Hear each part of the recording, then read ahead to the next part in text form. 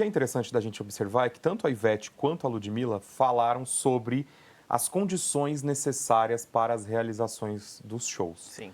Ou seja, e o que elas têm em comum? A mesma produtora. Então, a 30E seria a produtora dos dois eventos, tanto da turnê A Festa quanto da Ludmilla in the House. Ambas turnês comemorativas, né? Ambas turnês comemorativas e ambas com a mesma produtora responsável, né? Sim.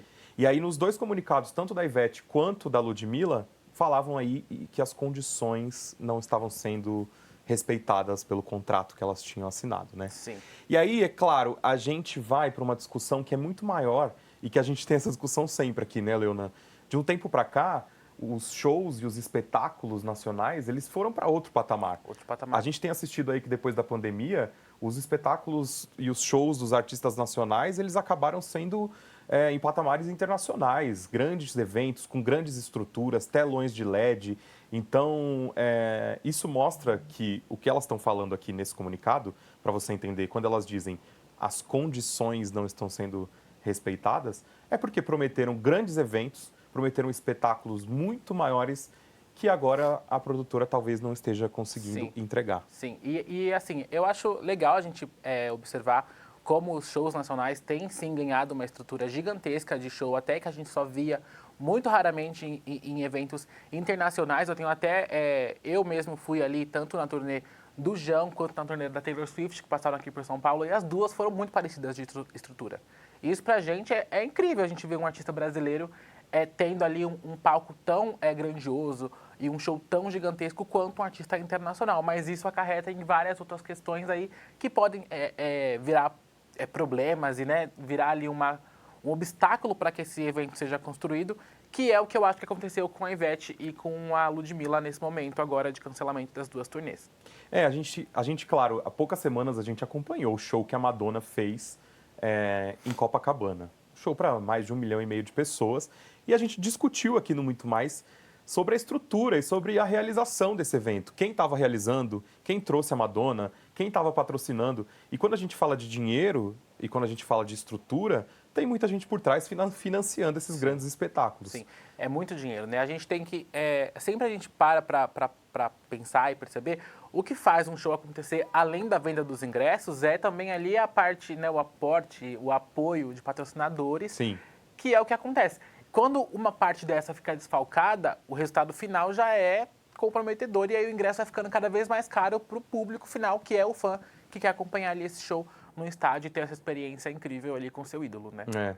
Para você que não acompanha tanto esse mundo dessas produtoras e desses grandes eventos, quando a gente fala de promover, de produtora, de empresas que trazem artistas internacionais para o Brasil, gente, sempre tem uma empresa por trás, uma produtora que, claro, contrata outras, se alia a outras empresas para fazer a grande parte logística desse evento. Afinal, a gente está falando de evento para dezenas de milhares de pessoas, tanto em arenas, em estádios, quanto em eventos abertos em Copacabana, como foi o da Madonna. A gente está falando de empresas envolvidas para fazer um grande evento acontecer. Então, a gente está falando de logística, a gente está falando de equipamentos, a gente está falando de iluminação, de som, de imagem. Eu me lembro no show do Jão, que você citou, quando ele realizou o primeiro show aqui no Allianz Parque, falaram que não tinha mais telão de LED em São Paulo.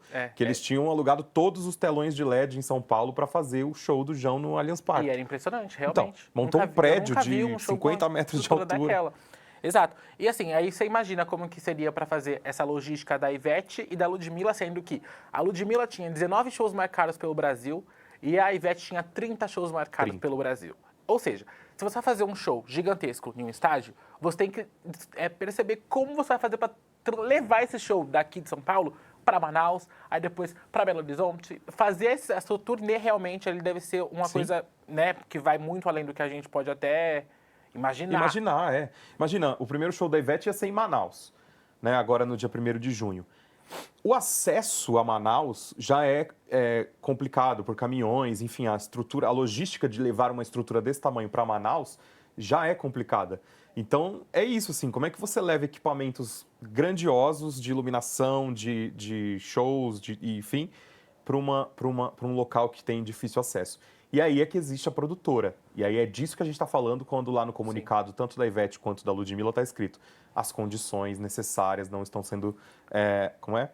As condições necessárias não estão sendo para as apresentações, né? Então, é isso, assim, a dificuldade que é para fazer um show dessa magnitude, seja em qualquer lugar. Não, um fato até para a gente exemplificar como é difícil, né, a gente fazer, organizar shows desse tamanho. Quando o Jão fez o show de estreia da Super Turnê lá no Allianz Parque, aqui em São Paulo, no dia 25 de janeiro, acho que foi dia 25 de janeiro mesmo, desse ano, ele esgotou as vendas muito rapidamente. Em uma hora já tinha vendido 50 mil ingressos para esse show.